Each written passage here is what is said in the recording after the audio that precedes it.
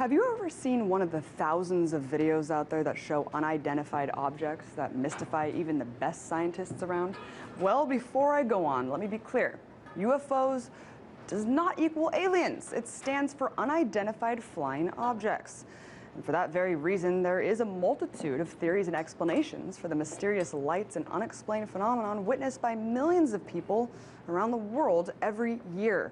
But before we all run for our tinfoil hats here, you might be surprised to learn that UFO sightings are a lot more mainstream than you think. Just last year, a National Geographic poll found that 36% of Americans believe in UFOs. It's around 80 million people, a tenth of which claim that they've actually spotted one in their lifetime. And we're not talking about just fringe conspiracy theorists either. See for yourself. If you flew on Air France from Nice to London on January 28, 1994, your captain says he saw a UFO 1,000 feet long just outside your window. It seemed to be a huge flying disc. The now retired pilot is one of 14 men, mainly former government and military officials from 7 different countries, talking about their UFO experiences. A man running for president just said he saw a UFO. I did, and the rest of the account, it was unidentified flying object. And so did a man who was president. I and about 25 others saw something in the air that changed colors and was round and came. Although Jimmy Carter says he doesn't think it was from another planet, most of these people differ on that point. Declassified U.S. government documents and witness testimony from former or retired U.S. military personnel confirm beyond any doubt the reality of ongoing UFO incursions at nuclear weapons sites.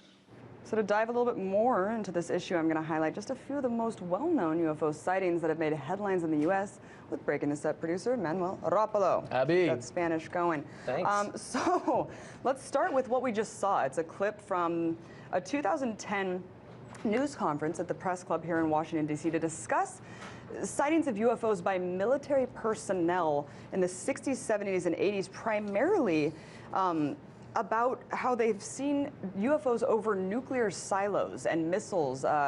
Really interesting, and some even claim that they shut them down, that they even disarmed some of the silos. Yeah, I mean, this is a really interesting story, and I think that, for one, I'm glad that you made the disclaimer. First, we're going to be talking about UFOs, not per se aliens, but just, you know, objects in the sky that we can't explain. This news conference specifically, the gist of it was aliens, that they were being visited by beings from outer space, and they have a strong interest in the nuclear arms race in the United States, and kind of, for whatever reason that they are interested, the government is being very, very secretive about. And that was kind of the conclusion, the takeaway from that news conference, that regardless of what's going on, the UFO phenomenon is very real, and we're just not hearing about it from the government. And I guess what's most interesting about that is hearing, you know, people who are not fringe, not conspiracy theorists, who are actually working in the military, looking at these things. And I mean, I actually heard some of the audio tapes where this guy is terrified. I mean, he's screaming and he's saying, "What is this?" I mean, you know, and like you said, this doesn't mean aliens. This doesn't mean extraterrestrial beings are coming here. I forgot my tinfoil hat. So it means, you know, government technology, military technology can mean a number of things. You can even go as far as talking about string theory here. But let's go into one of my favorite unexplained incidents, which is Phoenix Lights. What happened over Phoenix, Arizona in the 90s. Let's take a look at that. It was described by witnesses as larger than a football field and silent. It was a giant V, all right? And the right side of the V went over us. The left side was like a couple blocks over it. Just didn't know what to do. You know, it was just like, my God, how big is this thing? The great state of Arizona, Fife Symington. The former governor, a Vietnam Air Force veteran, had never publicly acknowledged seeing it until now. And I suspect that unless the Defense Department proves us otherwise, that it was probably some form of an alien spacecraft. So what's amazing about that is that at the time, all these people, thousands, tens of thousands of people across Arizona, Nevada, some even in California, saw this phenomenon, totally silent, this giant V in the sky for a couple days.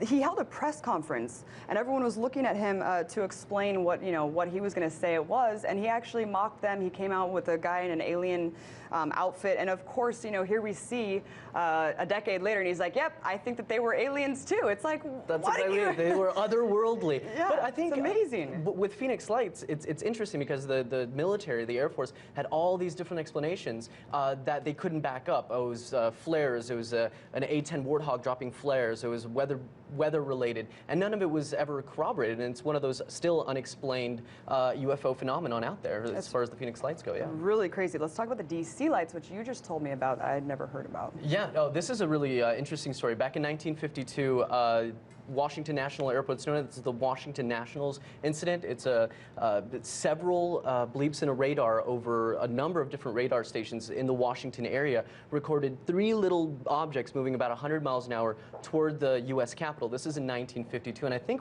we have a photograph to show. I'm not sure if we have that photograph. We do. There it is. This is a very famous photograph of these lights over the Capitol. They actually scrambled jets to go and intercept these whatever they were, UFOs. And the jets weren't able to catch up with them. They actually disappeared from the radar. The jets landed and the UFOs returned. And again, 50, 60 years later, now we have all these declassified documents regarding this that actually shows how seriously the government took this incident, but with no definitive conclusions about it. And I think the majority of people, the same poll that we talked about, also think that the government's hiding important information regarding UFOs. I mean, we saw Dennis Kucinich, Jimmy Carter. These are not fringe people. These are people who are, Congress people, ex-presidents who are saying that they think so. What upsets me, I think, most of all, is that it's almost a passé issue because of the drones that are going to be flying over in space this year. The golden age of the UFO is over. Like that was now, the 50s and the 60s. Now I know the golden age is over. Now every UFO sighting is just going to be like, it's a drone. More than likely a drone. Yes, of course. So but I mean, we still have 30. But that same poll, 36% of people believe in some sort of UFO. It's only exacerbated by the movies X-Files, sure, all that stuff. So you never know. There's a lot out there. The truth is out there. The truth is out there. All right, That's right. Thanks, Manny. Appreciate your time. Cheers.